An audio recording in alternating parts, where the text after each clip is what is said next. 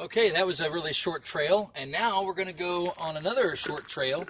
It's called Green River Bluffs Trail, and we're going to go on that, and it's 1.3 miles. It's quite a bit longer than the first trail. The first trail was extremely short, just so you know.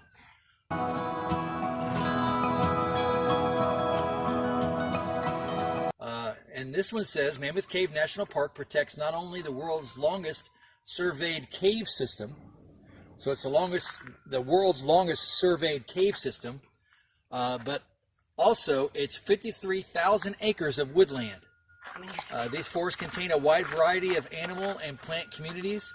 The Green River Bluffs Trail offers an excellent overlook of the region's primary river and passes through 3 different forest types as it descends from Mammoth Cave Ridge to the Green River floodplain.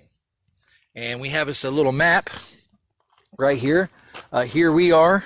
Our plan is to go around through here, and it continues to go on down to the river down there, but we believe we can get off on this other trail and come down through here and go back to the visitor center, and then we're going to go to the visitor center right there, and that's where we're going to have our cave tour. So we have less than an hour to get there, and hopefully we can make it. Now this trail is a little bit different than the other one. It's not a boardwalk, but it's still fairly nice. It's got a nice graveled trail. Still, it's easy to walk. So it's, and also, you know, you're right here in the woods.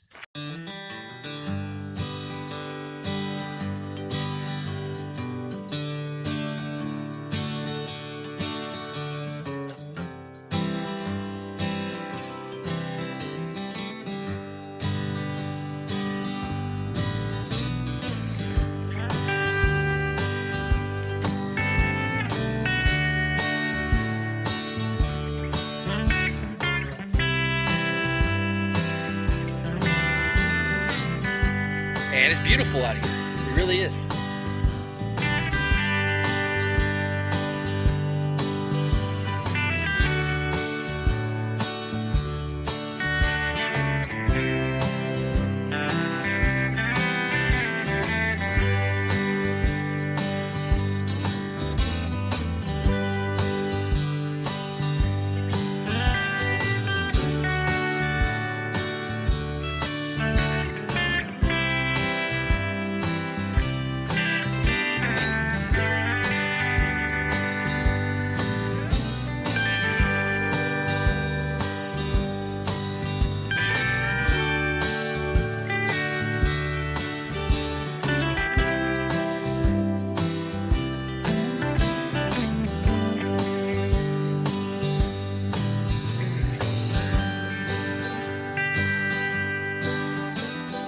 Some of these older tall trees. Yeah, look, see how nice and large they are? Yeah, they go really high, don't they?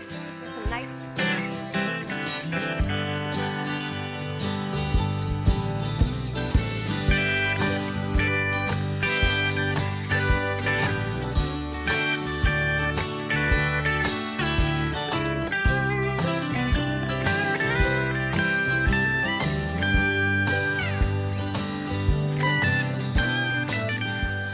Now this track is not like the other track.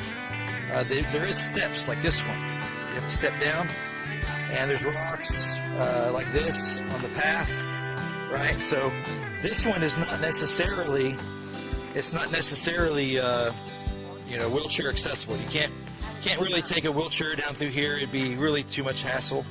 But there are trails out here that are wheelchair accessible.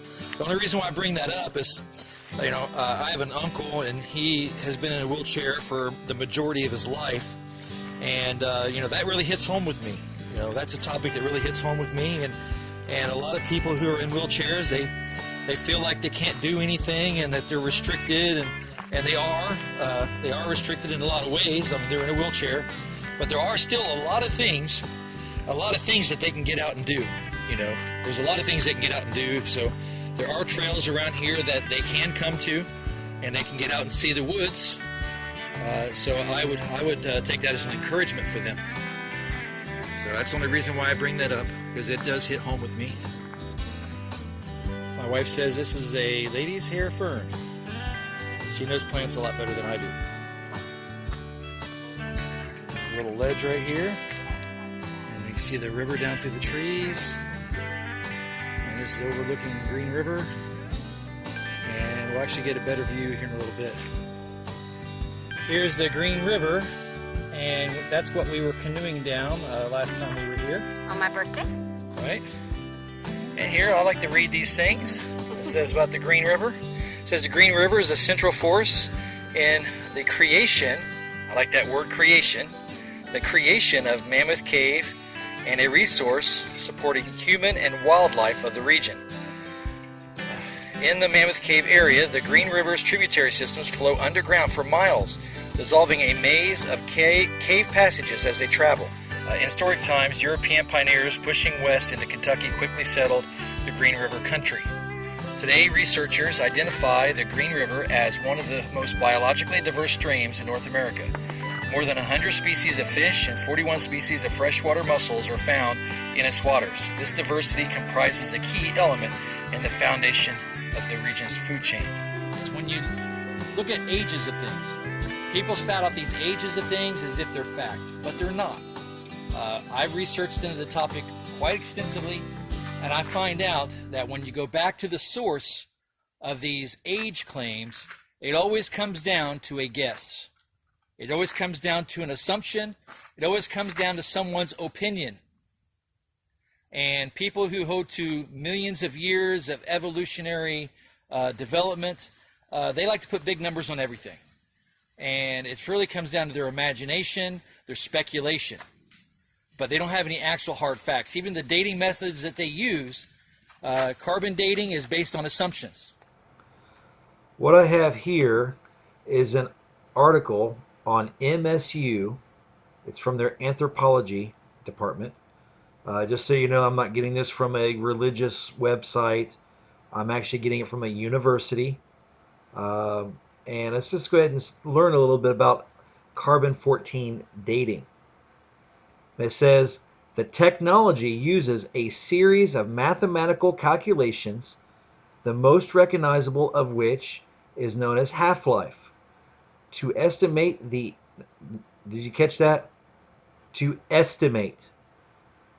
Okay, estimate means to guess.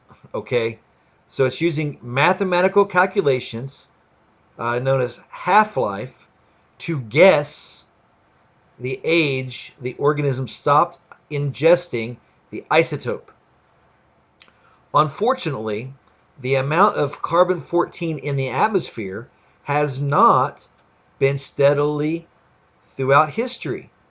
In fact, it has fluctuated a great deal over the years.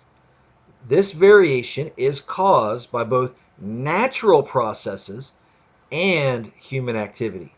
So it's not just because of our human activity that these fluctuations in the rates of carbon-14 ingestion will vary, but just by natural processes.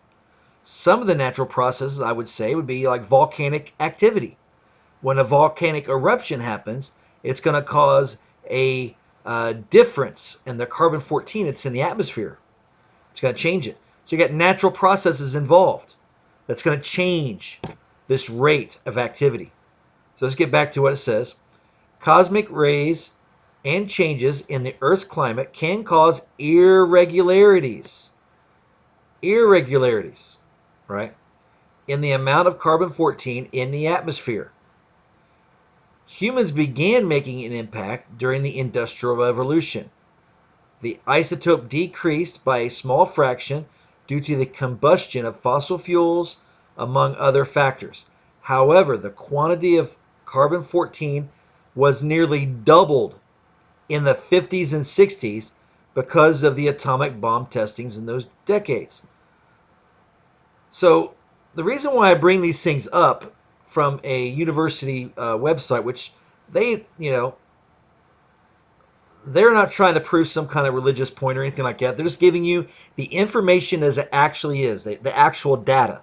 And according to the actual data, we know that radiocarbon dating is a guess or estimation done by mathematical means.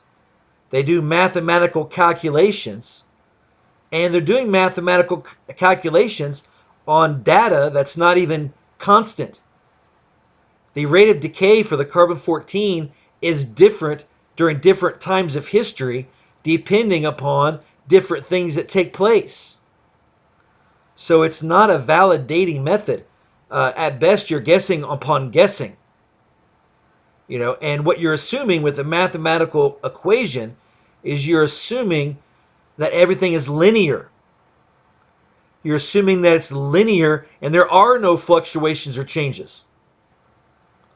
So those are just some of the problems with carbon-14 dating that so many people rely upon. And radiometric dating is even worse. Radiometric dating is even worse because we know that the rate of decay for radioactive isotopes has changed. We know it's changed. So as far as dating methods that we employ, different things that we do, every dating method that we use is based on a set of assumptions, a set of guesses, and using mathematical calculations, which often ignore differences and changes over even just a short time, let alone supposed millions of years. I mean, if you're going to even assume that there's even been a million years, and you have all of these changes, well, these changes might not seem much in the past 5 or 10 years. They might not even seem much in the past 1,000 or 5,000 years. But the further you go out, the bigger the differences are going to be. If you continue to have differences over millions of years, it quickly becomes impossible to make changes in your mathematical formula to account for every single one of those changes over a million-year period. Yet, this is what they assume every time they see millions of years in radiometric dating or carbon-14 dating. This is exactly what they do. They assume that there's been no fluctuations or changes over millions of years, even though we've seen many changes over just hundreds of years and thousands of years. So that's why it's not accurate. Right, and there's a decay rate. Well, we know that the decay rate can change. It can speed up, it can slow down. So just because the decay rate is going slow now doesn't mean it wasn't going faster in the past. So they assume a constant decay rate for millions of years when we know in our own observational fact that decay rates do change and they don't remain constant. That's all part of the second law of thermodynamics, the law of entropy. Everything winds down. So decay rates do change. It's not constant. So they do use mathematical extrapolations based on an assumption, and they call that accurate dating, but it isn't. It's just a guess. It's just a guess. And I base all my beliefs upon the Bible, because all man can do is guess.